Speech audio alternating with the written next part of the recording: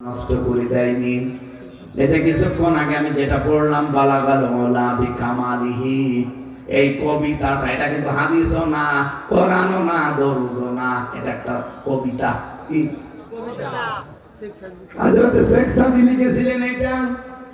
অথচ শেখ সাদী 120 বছর দুনিয়ায় বেঁচে ছিলেন। কত কবিতা, কত বই তিনি লিখেছেন। দলিস্তা অবস্থা, কত লাইন, কত সরল লিখলেন, কোনদিন তার কলম থেমে যায়নি। হঠাৎ এটা লিখতে লিখতে 3 লাইন লিখে তার কলম আর চলে না, তার মানে মনে আসে না।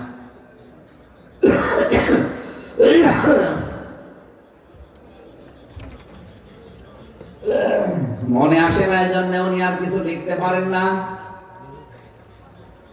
চিন্তা করলেন জীবনে কোনদিন আমার কলম থেমে যায়নি, আমি যা লিখতে চেয়েছি লিখে শেষ করে উঠেছি।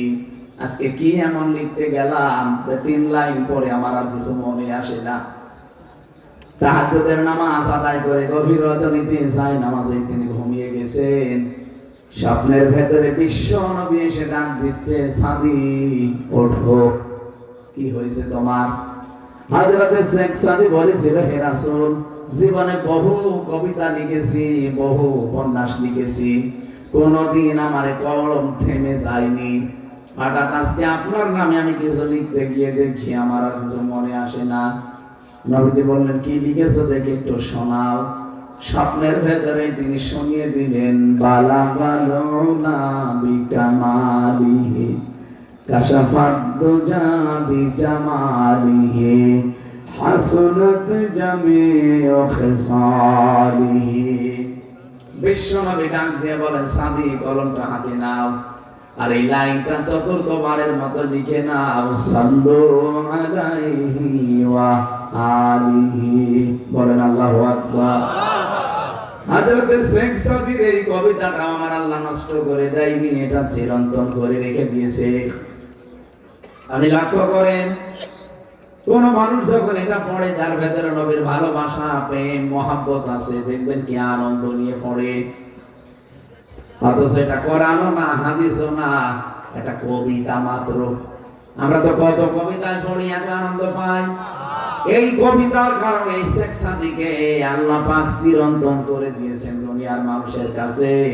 কিয়ামত পর্যন্ত দুনিয়ায় মানুষ আসবে, আমার মনে হয় কথা বলার আগে অনেকেই এইটা মহব্বত নিয়ে পড়তে থাকে।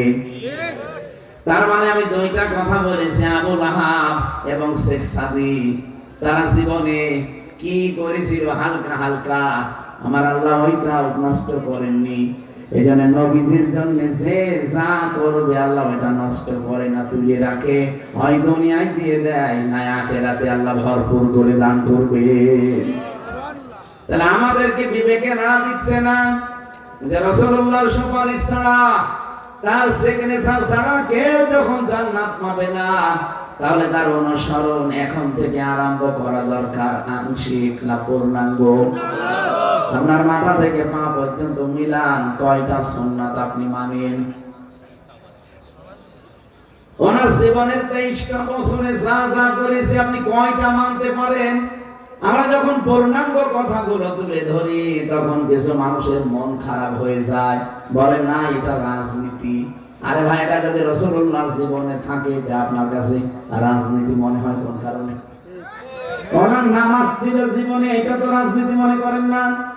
উনি রোজা রেখেছিলেন 1 মাস, কোনদিন তো আপনি রাজনীতি বলেন না যে রোজা রাখা রাজনীতি বলেছেন না। বলেছেন কোনদিন যে নামাজ পড়া রাজনীতি? এটা যদি নামাজ পড়া রোজা রাখা রাজনীতি মনে না হয়, উনি যে 10 বছর এই কোরআন দিয়ে রাষ্ট্র চালিয়েছিলেন, এইটা আপনার কাছে রাজনীতি মনে হয়, আপনি কি পাগল না ধান্দাবাজ? বলেন, এরকম ধান্দাবাজ আজ দিন দিন বের হচ্ছে। ওরা মনে করছে একটা দলকে আমরা গালি দিলেই মনে হয় ওই দলটা শেষ হয়ে যাবে। ওদেরকে গালি দিয়ে আমরা মানুষকে বোঝাবো যে আমরা ইসলাম নেই, মানি না। আপনি ওকে গালি দিয়ে কি করবেন? ইসলামের মালিক কেউ নাকি? ইসলামের মালিক হামজা? কে? আল্লাহ। নবীজিও ইসলামের মালিক না, নবী ইসলামের খাদেম। এই কথা বলেন না কেন? নবীজিকে মালিক, নবীজি খাদেম ছিলেন ইসলামের। মালিক শুধুমাত্র কেবলমাত্র একমাত্র একজন, ইসলামের তিনি আমার আল্লাহ। বলেন আমি ইসলাম পাঠিয়েছি, আমার ইসলাম থেকে মাইয়ার তাদ্দা বাবে ইফতিয়ান ইরতিদাদ এ শব্দের বাংলা অর্থ হচ্ছে হক থেকে বাতিলের দিকে যারা ফিরে যায়। আর এটা আমি বাংলাদেশে এখন বেশি দেখতে পাচ্ছি। ইসলামের নাম নিয়ে অনেকে আজ ইসলাম ভাবে, ইসলামী কায়দায় কত মানুষ আল্লাহর আসল দিন থেকে নকল দিনের দিকে ফিরে চলে যাচ্ছে। দেখেন বিভিন্ন দরবার কেন্দ্রিক যে ইসলাম গুলো, আসল ইসলামের খবর নেই সেখানে। আরে মরণের পরে আপনাকে যে প্রশ্ন করা হবে ওইগুলো সেখানে শেখানো হয় না। আন্দাজে বানিয়ে তারা ইসলাম নিয়ে মানুষের ভেতরে বিভ্রান্ত তৈরি করে দেয়। মরণের পরে আপনার সিলেবাস থাকবে আমার রব্বুকা, তোমার রবকে, আমার দিনুকা, তোমার দিন কি, আমার নবিয়ুকা, তোমার নবীকে। এই তিনটা থাকবে না। বলেন বলেন আপনি এই তিনটা প্রশ্নের জবাব ঠিক করেন। আমি আমার ইমান থেকে বলছি, খুব ভালো করে খেয়াল করেন। হয়তো আপনি আর 50 বছর পরে এখানে থাকবেন না, আমিও মনে হয় থাকবো না। কারণ এখন আমার 33 বছর, 50 বছর পরে তো 83 বছর হয়ে যাবে। আর এত দিনে দেশে হায়াত পাওয়া যায় না। মানুষ এখন 60-70 বছর বয়সে পটল তুলছে। কি সেই হিসাবে সবাই যেহেতু আমরা মাটির নিচে যাব, নতুন মানুষ এসে এখানে জমা হবে, তারা এই জমি চাষ করে খাবে। তাহলে আমরা এখন আছি মোসা। বলেন মোসা, আরো জনে বলেন মোসা। মুসাফিরকে কোনদিন দেখেছেন যে গাছতলায় মুসাফির 2 মিনিটের জন্য দাঁড়িয়েছে? ও কি মনে করে যে এই গাছতলায় কিয়ামত পর্যন্ত থাকবো? তা আমরা তো ঠিক ওই অবস্থায় আছি। হযরত মুসা নবীর জীবনী পড়েছি। তিনি একবার সাগরের পাশ দিয়ে যাচ্ছিলেন, নদীর পাশ দিয়ে। হঠাৎ দেখে এক বুড়ি মহিলা কান্নাকাটি করে। ডাক দিয়ে বলে, বুড়ি মা কাঁদেন? বলে, হ্যাঁ আমার ছেলের জন্য। কি হয়েছে? এই নদীতে আমার ছেলেটা মারা গেছে, এই কারণে তার মহাপ্রতি মায়া আমি কাঁদছি। হযরত মুসা মনে করলেন ছেলে মনে হয় একেবারে ছোট ছেলে। ডাক দিয়ে বলেছিলেন, বুড়িমা ছেলেটা কেমন বয়স?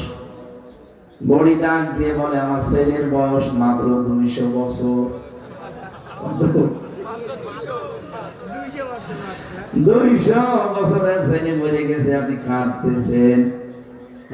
এমন একটা জামানা আসবে, ওই জামানার মানুষের হায়াতি হবে মাত্র 60-70 বছর। বুড়ি ডাক দিয়ে বলে, ও নবী মুসা, ওই জামানায় কি মানুষ ঘর বাড়ি বানাবে? আমার বিশাল বিশাল বিল্ডিং তুলবে। আবার কুষ্টিয়ায় 42 তলা বিল্ডিং অলরেডি বানিয়েছে।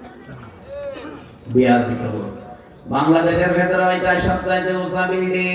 কত? 42 তলা। কাবা শরীফের পাশে একটা আছে 110 তলা। বড়ি বলেছিল, ও মুসা, ওই জামানার মানুষকে বিয়ে শাদী করবে না, মানে একদম 3-4টা করে। আমার কুষ্টিয়ার, আমার যেখানে বাড়ি হালসা পাটিকা বাড়ি, ওখানে একটা লোক কি দাঁড়ি ছিল, ওই শয়তান একসাথে 9টা বিয়ে করেছে। এখন 8টা বউ একসাথে আছে, যদি এটা হারাম কাজ, তারপরও দেখেন 8টা বউ চালাচ্ছে। আমরা একটাই চলতে পারি না, আর 8টা চালিয়ে চলে যাচ্ছে। যদিও কাজটা জায়েজ নেই, হারাম কাজ। উম্মতের জন্য 4টার অধিক বিয়ে করা জায়েজ আছে। বড়ি বলেছিল, ও নবী মুসা, ওই জামানায় বাচ্চা কাচ্চা কি হবে? হবে না, মানে এক একজনের 20-22টা। আমার নিজের গ্রামে এক মহিলার 22টা ছেলে মেয়ে, 12টা মেয়ে, 5টা ছেলে, একটাই মা। আমি মনে করলাম যে আল্লাহ, এইটাও যদি 4টে বিয়ে করতো, এক একজনের যদি 17টা করে হইতো, 417। পুরা গ্রাম। মুসা নবী বলে, ও মা, বুড়ি মা, মানুষ বিয়ে শাদী করবে, ছেলে মেয়ে হবে, ঘর বাড়ি বানাবে। বুড়ি তখন আফসোস করে কান্না বন্ধ করে বলেছিল, মুসা, আমি কান্নাই বন্ধ করে দিলাম। আমার আফসোস লাগে, তুমি যে কথা শোনালে মাত্র 60-70 বছর, ওই রকম হায়াত যদি আমরা পেতাম, একটা গাছের নিচে বসে সুবহানাল্লাহ বলে কাটিয়ে দিতাম। সেই হায়াত আমরা পেয়েছি, এক কথা বলেন। তারপরও কোনো গ্যারান্টি এখন আছে? যেভাবে চিন্তায় ডাকাতি রাহাজানি আর কোপাকুপি আরম্ভ হয়েছে, এক সেকেন্ডেরও গ্যারান্টি নেই। কি অবস্থা আরম্ভ হয়ে গেল বাংলাদেশে। এখানে স্বরাষ্ট্র উপদেষ্টা খুব খেপে গেছে। উনি গত দিন ঘোষণা দিয়েছে, যদি সাদাবাজ, কোন ছিনতাইকারী, কোন ডাকাত, কোন চোর যদি ধরা পড়ে, ওর মামলা দেওয়ার দরকার নেই, পিটিয়ে জায়গায় মেরে ফেলে। যা আরম্ভ হয়েছে এইটা ছাড়া এখন আর সম্ভব না। কি কথা বলেন না কেন? এগুলো কিন্তু করছে সব ওই জালেমরা, জালেমের দোসররা বিভিন্ন রূপ নিয়েছে। ওরা তো সরাসরি এখন আর পরিচয় দিতে পারে না যে আমি অমুক এর অমুক। আমার বংশের যারা ছিল, বললাম না 100 জনের 98 জন আওয়ামী লীগ, আমার দাদা নিজেও। এখন যে আমি বলবো, এই জন্যই বললাম দাদারে গালি দিয়ে আমি টাকা দেব। ওরা এখন সব মনে হচ্ছে আল্লাহর ওলি হয়ে গেছে। আগস্টের 5 তারিখের আমারে কল দিয়েছিল বিকাল বেলা, আগস্টের 5 তারিখে। বলছে ভাতিজা ভালো হয়ে গেছি, ভালো হয়ে গেছে সব। আমরা এখন জামাত ইসলাম। সারা জীবন বললেন আমরা আওয়ামী লীগ, আর এখন আপনি হঠাৎ করে জামাত ইসলাম কেন? বাঁচার কোনো উপায় নেই, নাম বললে পিটিয়ে মেরে ফেলেছে। না একজনকে পিটিয়ে মেরে ফেলেছে না? তরুতর চত্বরে শুনলাম যে পিটিয়ে মেরে টাঙিয়ে রেখেছে তারে। হিরণ হিরণ। আমার ভাইরা, আমি যেটা বোঝাতে চাচ্ছিলাম, আজকে থেকে নতুন করে সিদ্ধান্ত নেওয়ার সময়, কারণ মাত্র 1 দিন বাকি আছে রমজানের। এখন থেকে আমি অনুসরণ যদি রাসূলুল্লাহর আরম্ভ করি, আমি আংশিক করব না, পূর্ণাঙ্গ। যে রাসূলের মতো ছন্দ কামা রাআইতুমুনি উসাল্লি, নামাজ পড়ো ওইভাবে যেভাবে আমারে পড়তে দেখো, আমরা ওইভাবে পড়ি। এই মনে করো, রোজা রাখি আমরা রাসূলুল্লাহর মতো। আর ভাই, পৃথিবীতে এমন কোন জাতি নেই যাদের ভেতরে রোজা নেই। আমি বাইরের দেশগুলোতে গিয়ে দেখেছি, ইহুদিরা রোজা রাখে কিন্তু তারা সেহরি করে না। খ্রিস্টানরা রোজা রাখে, তারা ইফতারি করে না। এই যে মুশরিক যারা হিন্দু, এরাও রোজা রাখে, বাবা মা মরে গেলে উপোস থাকে না খেয়ে। 4500 ধর্ম দুনিয়ায় আছে, প্রত্যেক ধর্মের লোকেরাই কম বেশি রোজা রাখে, কিন্তু আমার রাসূলুল্লাহর মতো রোজা বলেন বলেন। আমার রাসূলুল্লাহর রোজা হচ্ছে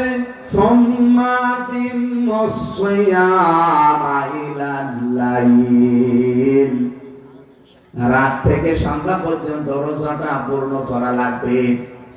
এখানে আপনাদেরকে আমি আহ্বান জানাচ্ছি, কালকের দিন যেহেতু আছে মাঝখানে, রোজা যারা রাখবেন, এই রাতে হয়তো অনেক মানুষ গভীর রজনীতে খাবার খেয়ে নেন না, এটা ঠিক না। একেবারে সুবহে সাদিক হওয়ার আগ দিয়ে খাবেন। এখন তো ক্যালেন্ডার পাওয়া যায়, যদি আমার মনে হয় 5টা 10-এ মনে হয় শেষ হয়ে যাচ্ছে। যদি 5টা 5-এ শেষ হয়, আপনি 5টা 4-এ শেষ করে দেবেন খাবার দাবার। আপনি রাত 2টার সময় খেয়ে বসে আছেন না, অত দরবেশগিরি আপনার দেখানোর দরকার নেই। বিশ্বনবী বলেন, আমার উম্মতেরা যতদিন মানে সেহরিটা শেষ সময়ে করবে আর ইফতারিটা একেবারে পয়লা টাইমে করবে, ততদিন তারা আমি আল্লাহর পক্ষ থেকে বরকত পেতে থাকবে। এটা মেয়েদের ভেতরে মেয়ে দেখবেন ইফতারি বানাতে আর হাঁসের আর মুরগির খাবার দিতে দিতে ইফতারি করে, কিন্তু আজান হওয়ার 20 মিনিট পর। তারপরে এত দরবেশগিরি দেখানোর দরকার কি? বাদ দেন সব, আগে অন্তত আগে ইফতারিটা শেষ করেন। ইফতারি এটা ইবাদত। এটা কি ইবাদত? নবীজি বলেন, যারা ইফতারি মানুষকে করাবে, কোন মানুষ যদি সামর্থ্য অনুযায়ী ইফতারি করাতে পারে, ও রোজা রেখে যে সওয়াব পেয়েছে, ইফতারি করিয়ে সেই সওয়াব পাবে। সুবহানাল্লাহ। আমার বাবাকে বলেছি, যদি সামর্থ্য আপনার থাকে, আপনি প্রতিদিন সালান ইফতারি কারণ রোজা রেখে কবুল হবে কিনা গ্যারান্টি নেই। কিন্তু ইফতারি যদি আমরা করাতে পারি, নবীজির হাদিস কোনোদিন মিথ্যা না যে কবুল হওয়া রোজার সওয়াব আল্লাহ আমারে দিয়ে দেবে। কিছু যদি না থাকে অন্তত একটা খেজুর আর এক গ্লাস পানি দিয়েও যদি করান তাও হবে। এই ট্র্যাডিশনটা আমাদের ভেতরে নেই। বাইরের দেশগুলো যেগুলো মুসলিম দেশ, এই দেশগুলোতে ঘুরতে গিয়েছিলাম, এই দেশগুলোতে রোজার মাসে ঘুরতে গিয়ে দেখলাম আল্লাহ তাদের কি আগ্রহ, রাস্তা থেকে ডেকে এনে বসিয়ে বসে ভাই ইফতারি করেন।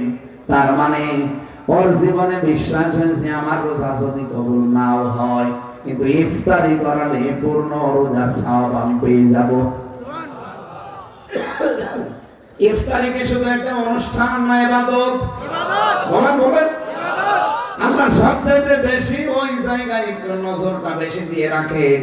মানুষ যখন সারাদিনের ক্ষুধার্ত পিপাসার্ত শরীর নিয়ে ইফতারি নিয়ে বসে থাকে, আল্লাহ যেন ফেরেশতাদেরকে ডাক দিয়ে বলতে, বান্দা দেখ, ও ফেরেশতারা নিষেধ করতে হামসাকে বানাতে, অথচ দেখ সারাদিন না খাওয়া শরীর পিপাসার্ত হয়ে আছে, এরপরও খাবার থাকতেও খেতে চাই না। এই দৃশ্যটা দেখে আমি আল্লাহর এত ভালো লাগে, আমি আজকে সিদ্ধান্ত নিয়ে নিলাম ওরে আমি মাফ করে দিয়েছি। এখানে ইফতারের 5-7 মিনিট 10 মিনিট আগে বসবেন, আল্লাহুম্মা ইন্নাকা আফুউন তুহিব্বুল আফওয়া ফাআফু আন্নি। যদি পারেন এটা মুখস্থ করে রাখেন, একেবারেই না পারলে বলবেন আল্লাহুম্মা গফিরলি। একেবারেই যদি কিছু না পারেন বলবেন আস্তাগফিরুল্লাহ আস্তাগফিরুল্লাহ। এটা বসে বসে পড়বেন। রমজানের একটা বিশেষ আমল আছে, 30 দিনে প্রতি সময় যখন এই মনে আসবে পড়বেন লা হাওলা ওয়ালা কুওয়াতা ইল্লা বিল্লাহ। এটা জান্নাতের খাজানচি। সুবহানাল্লাহ বলতে পারেন? আমি সহ যারা আছি কালকের পরদিন থেকে এটা আমল শুরু হবে 30 দিন। কি বলেন? নারী পুরুষ আপনার শরীর ভালো থাক আর খারাপ থাক দেখার দরকার নেই, পাক থাকেন না পাক থাকেন কোনো অসুবিধা নেই। যেখানে আছেন, গাড়িতে আছেন, বাড়িতে আছেন, মসজিদে আছেন, বসে আছেন, বলবেন আস্তাগফিরুল্লাহ লা হাওলা ওয়ালা কুওয়াতা ইল্লা বিল্লাহ। যদি পড়াটা পড়তে পারেন ভালো, না হলে অন্তত আংশিক হলেও পড়া লাগবে লা হাওলা ওয়ালা কুওয়াতা ইল্লা বিল্লাহ। বলেন সুবহানাল্লাহ। কম বেশি রোজা আমরা তাহলে প্রত্যেক জামানায় পেয়েছি। আল্লাহ এখানে ওইটাই আমাদের জানিয়েছেন, কুতিবা আলাইকুমুস সিয়াম, তোমাদের উপর আমি রোজা লিখে দিলাম। তাহলে আজকে একটা ফরজ অন্তত ক্লিয়ার যে রোজা কি। বলেন রোজা ফরজ। আর পৃথিবীতে যত ফরজ আছে সব ফরজের বড় ফরজ না, রোজা একটা ফরজ। আর পৃথিবীতে যত ফরজ আছে সব ফরজের বড় ফরজ একটা আছে, ওইটা এই আয়াতের ভেতরে পাবেন। এটা না শুনি চলে যাবেন না। বলেন এটা আজকে শুনে তারপরে বাড়ি যাবেন যে পৃথিবীর সবচাইতে বড় ফরজ কোনটা।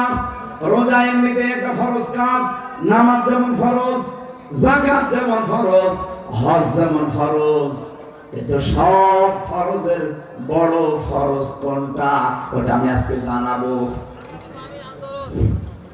কোরআনে কারীম থেকে আমরা যদি ওটা জানতে পারি আজকে, আমি সহ যারা এসেছি মাস্ট বি ওটা মানা লাগবে। আল্লাহ বলেন কুতিবা আলাইকুমুস সিয়াম, শুধু তোমাদের উপরে না, কামা কুতিবা আলাল্লাযিনা মিন ক্বাবলিকুম, তোমাদের পূর্বে যত জাতি আমি পাঠিয়েছি প্রত্যেকটা জাতির উপরে আমি এই রোজাটা লিখে দিয়েছিলাম। তার মানে অন্যান্য ইবাদত হয়তো সব জাতির উপরে ছিল না। এই বুঝতেছেন কথা? হজ হয়তো সব জাতির উপরে ছিল না ফরজ, যাকাত হয়তো সব জাতির উপরে ছিল না ফরজ, কিন্তু রোজাটা তামাম পৃথিবীতে যত মানুষ পাঠিয়েছে আল্লাহ প্রত্যেকটি জামানায় নবীদের উম্মতের উপরে ফরজ ছিল। বিশ্বনবীকে আল্লাহ মেরাজে নিয়ে 50 ওয়াক্ত নামাজ আর 6 মাস দিয়েছিলেন রোজা। কয় মাস? 6 মাস। প্রতিমধ্যে হযরতে মুসার সাথে বারবার দেখা হয়েছিল। তিনি বলেছিলেন, হে আল্লাহর নবী মুহাম্মদুর রাসূলুল্লাহ, আপনি আমার চাইতে অনেক মর্যাদাবান, কিন্তু আপনার চাইতে আমার অভিজ্ঞতা বেশি আছে। আপনার চাইতে আমি দুনিয়ায় আগে গিয়েছি। আপনার উম্মত তো দুর্বল, আমার উম্মত কত শক্তিশালী ছিল। হাজার হাজার বছর তাদের হায়াত ছিল, কিন্তু তাদের মাত্র একটা রোজা ছিল বছরে। কয়টা? একটা রোজা ছিল মাত্র, আর এক ওয়াক্ত নামাজ ছিল, তাই তারা পড়তো না, সময় পেত না। আর আপনি 6 মাস রোজা দিয়েছে, 50 ওয়াক্ত নামাজ দিয়েছে, আর আপনি আনন্দে লাফান। যান তাড়াতাড়ি করে কমিয়ে নিয়ে আসেন। উনি 9 বার গিয়েছে আল্লাহর কাছে, প্রতিবার আল্লাহ 5 ওয়াক্ত করে কমিয়েছে। 5 9 45 ওয়াক্ত শেষ। 6 মাসের ভেতরে রোজা কমাতে কমাতে মাত্র 1 মাস আছে। মুসানবী বলবেন আপনি আবার যান, দেখেন আরেকটু কমে কিনা। মুহাম্মদ রাসূলুল্লাহ বলেন, ভাই মুসা আমার লজ্জা করছে, বারবার আল্লাহ আমাকে দিতে চায়, আর আপনি বলেন কমান কমান, আমি আর পারবো না। কোন মুখ নিয়েছে বলবো আল্লাহ আরো কমিয়ে দাও। যা দিয়েছে ওইভাবে আমার উম্মত মানবে। আল্লাহ রাব্বুল আলামিন ফেরেশতা জিবরাইলকে বললেন, যান শুনিয়ে দেন, আমি কিন্তু 50 ওয়াক্ত নামাজ আর 6 মাস রোজা লিখে দিয়েছিলাম। আমার লিখিত জিনিসের কোনো পরিবর্তন আর জোরে বলেন। আল্লাহ একবার যেটা রায় দিয়ে দেয়, ওই রায় কিয়ামত পর্যন্ত কোনো রদ বদল হয় না। কিন্তু বাংলাদেশে যে রায় হয়, এটা রদ বদল নেই। এটি আমার ঝাড়ুল, তার রায় দিয়েছিল হাসিনা, যে রায় গত পরশু দিন সে রায় উল্টিয়ে গেছে।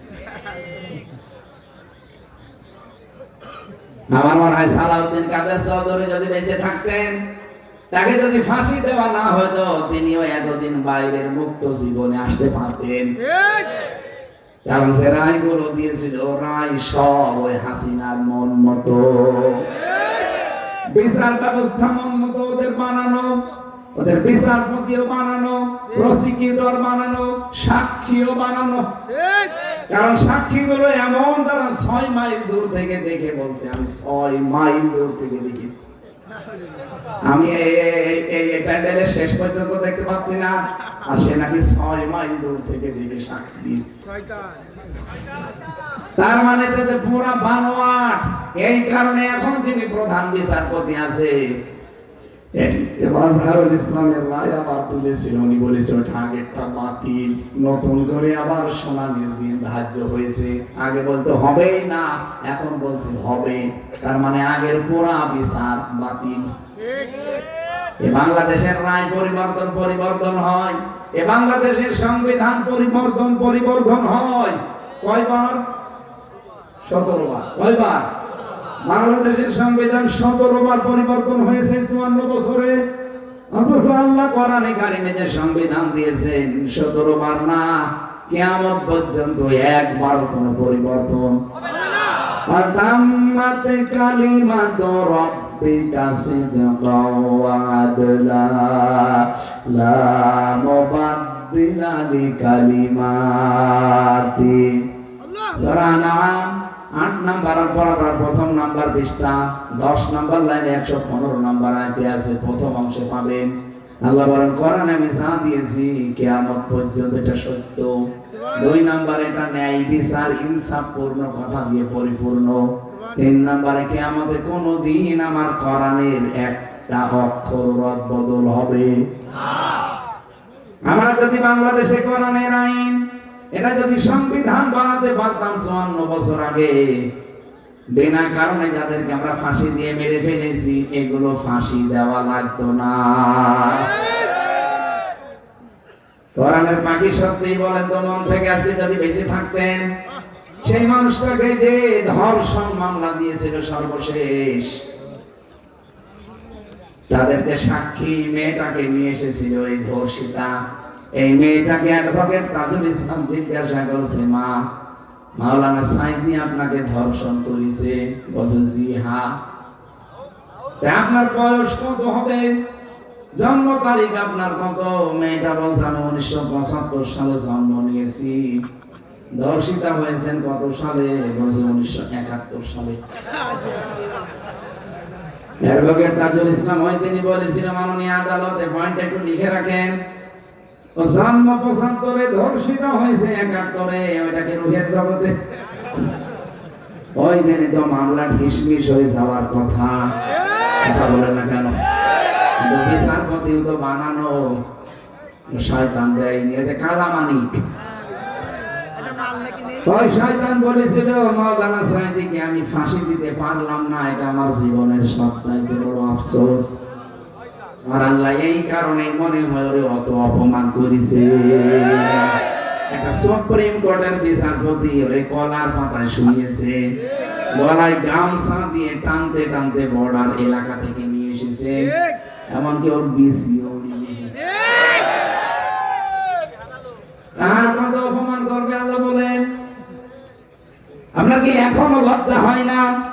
আজ যারা আলেমদেরকে ধর্ম ব্যবসায়ী বলেন, আজ যারা বাংলাদেশের রাজনীতিকে ইসলাম দিয়ে করতে গেলে আপনি উল্টা পাল্টা কথা বলেন, আলেমদের পেছনে উল্টা পাল্টা ফতোয়া দেন, আপনাকে লজ্জা করে না যে কয়দিন পরে না জানি আমারও অবস্থা কালা মানিকের মতো হয় কিনা?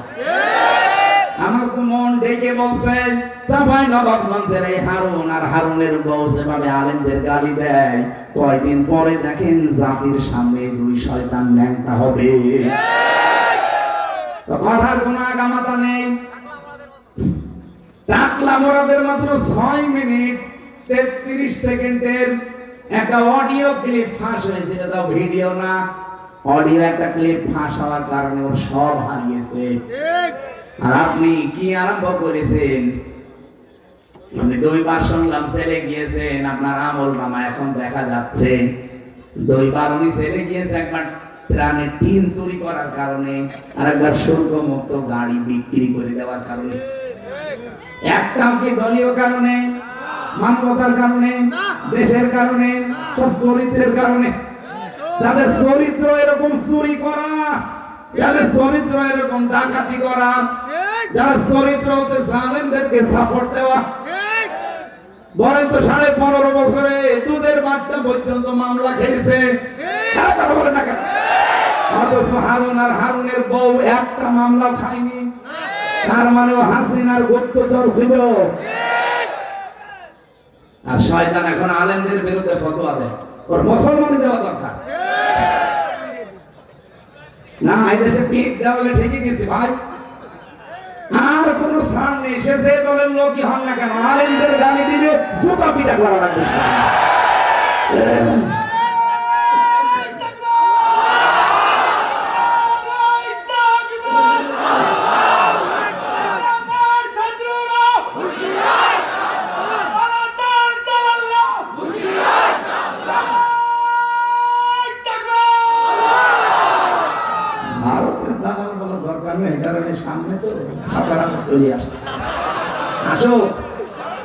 চাঁপাইনবাবগঞ্জের বর্ডার এলাকায় এই গরুর মদ খাওয়া পার্টি, গরুর প্রসাদ খাওয়া এই জাতি, ওরা বলেছিল আমরা এই চাঁপাইনবাবগঞ্জের এই জমিগুলো দখল করে নেব।